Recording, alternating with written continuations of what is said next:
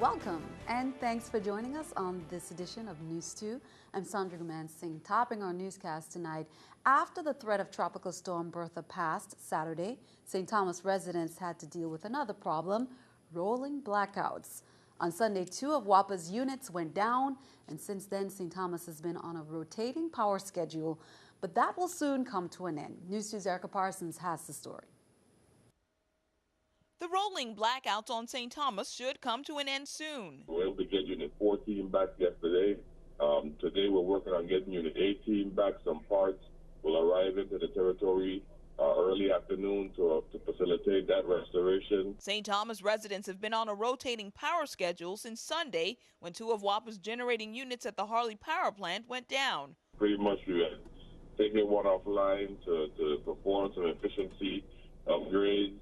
But we started the second unit to get some more room for the peak that was coming in. There became an issue with the starting diesel. It became unavailable at that time. The unit that we took off for the maintenance also experienced some trouble. We were 2 units short. As a matter of fact, we're actually 3 units short because we already had one down doing some preliminary work and restoration prior to the LPG conversion. WAPA's crews have worked around the clock to fix the problem. Residents were unhappy with the alternating outages, taking to social media to vent, with comments on Facebook like, "Reminds me of the outages back in the 50s, and some things never change." In the midst of WAPA's maintenance challenges, there is good news. WAPA's conversion to LPG or propane is almost complete, and that should bring more reliability. I'll be in the plant again today until we get Unit 18 back up and running, and then next week we'll get Unit 23 back. We'll be in a much better place. At that point, we'll convert Units 15 and 18 to LPG, come back and finalize the conversion for Unit 23, and we've already started the conversion on St. Croix. Unit 16 is being converted to LPG as we speak. In the meantime, the outages today should have been down to a minimum, if at all, and a thing of the past by tomorrow. Erica Parsons, News 2. Executive Director Hugo Hodge apologized to residents and the business community for the inconvenience and thanked his employees for their tireless work. He also thanked hotels and large customers who came off the grid to help service the ratepayers. Now, after the primaries on August 2nd, there were some discrepancies in the vote counts posted minutes apart on the very same night, an incident attributed to leftover test data. What is the nature of this anomaly?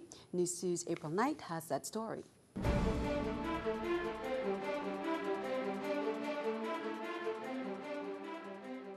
Candidates losing votes as the count progresses? This is one of the issues being raised by at least one community member, a topic that could very well be an honest mistake. Former Board of Elections member John Abramson supposedly raised the issue through a letter to the St. Croix board, but St. Croix board chairman Adelbert Bryan said he only got a copy of the letter and not from Abramson. He have not wrote any official thing to me or to the board.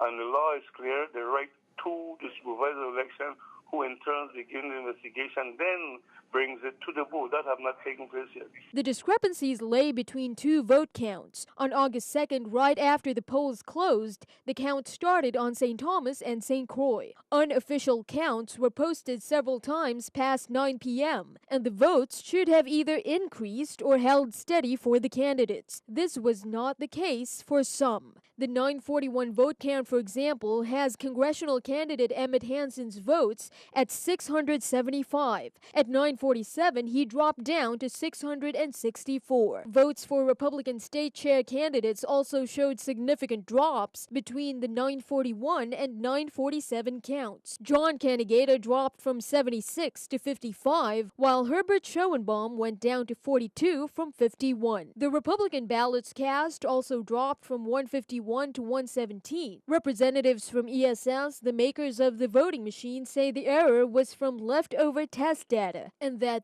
error was immediately corrected. Whether this error puts all of the votes in question remains unclear. Reporting for News 2, I'm April Knight.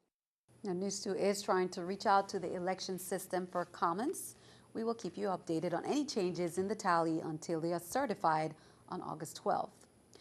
In other news, a dangerous and disturbing internet trend that has made its way to the Virgin Islands, and now police want to warn parents and young people about the danger and its popularity. It's called the Pass Out Challenge or the Sleep Challenge, and videos are being circulated all over social media.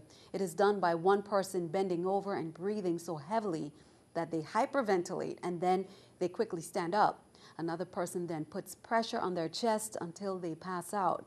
Some St. Croix teenagers participated in this dangerous activity recently, which caused a female to pass out and begin having seizures. She was rushed to the hospital for treatment. In addition to the pass out and sleep challenge, there is the fire challenge and the choking challenge. Highly dangerous and could lead to injury and even death. Police are urging parents to emphasize the dangers associated with participating or even being a bystander to one of these events. A public hearing for the Economic Development Commission is scheduled for Wednesday, August 6th at 9 a.m. at Niski Shopping Center, Suite 620, St. Thomas, and via video conference feed at the William D. Roebuck Industrial Park at Negro Bay in Frederiksted, St. Croix, on applications regarding tax exemption benefits from the following businesses: Caribbean Leasing and Eco Transportation, Inc., Drive Green VI and B&B Manufacturing, Inc. Now, any person, firm, or corporation that is interested in the approval or disapproval of the application may appear and may be heard. However, a written statement has to be provided in advance. Turning our attention overseas, a devastating insider attack has killed a U.S. general in Afghanistan and wounded other Americans. It comes as the U.S. is winding down its combat mission there and preparing to withdraw all combat troops from the country by the end of the year. Mark Albert is in Washington with the latest on the attack. A two-star U.S. general was with NATO troops making a site visit to this base when a man wearing an Afghan army uniform opened fire. Camp Karga, west of the Afghan capital Kabul, is home to an officer school and training program. The major general killed in the attack is the highest-ranking U.S. service member killed since 9/11. As many as 15 other Americans and coalition soldiers were wounded, including a German brigadier general. The gunman, believed to be an Afghan soldier, was shot and killed. This witness said helicopters landed and evacuated the casualties. I was watching the activities from a distance.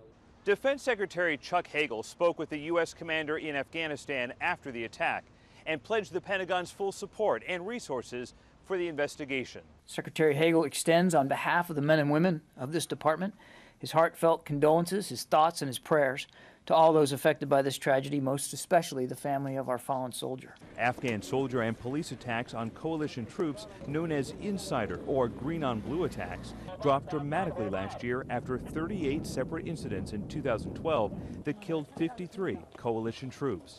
Mark Albert for CBS News, Washington. And keeping our eye on the economy, here's a look at a New York Stock Exchange. With our stock market watch, the Dow, Nasdaq, S&P all down. The Dow 139, Nasdaq 31, S&P 18. Coming up on News 2, much more straight ahead, some scholarships given out by Sterling Optical and our Summer Fun segment, all coming up next. We'll be right back.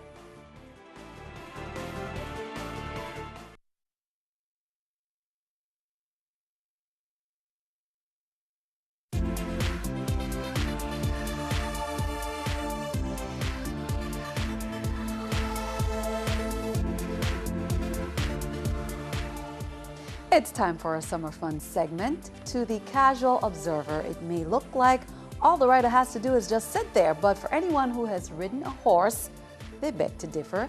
They say benefits of horse riding, physical and mental fitness, as well as a chance to enjoy a scenic view. Horse riding is an enjoyable hobby and sport for adults and children alike. Children can also learn the responsibility of caring for an animal as they groom, clean stables, and carry saddles. The experts say there is a real sense of freedom when you ride. For many, a horse is a connection with nature, whether they ride in the arena or on a trail. Now, in the VI, you can schedule riding at Carolina Coral on St. John, Paul and Jill's Horseback Riding Equestrian Stable and Tours on St. Croix, and Golden Age Ranch on St. Thomas. Well, today, the Legislative Youth and Advisory Council met again in Senate chambers, this time on St. Croix. The council was organized to advise the Senate on issues that the territory's youth face. And on Tuesday, they heard from the community leaders who deal directly or indirectly with the VI children and young people.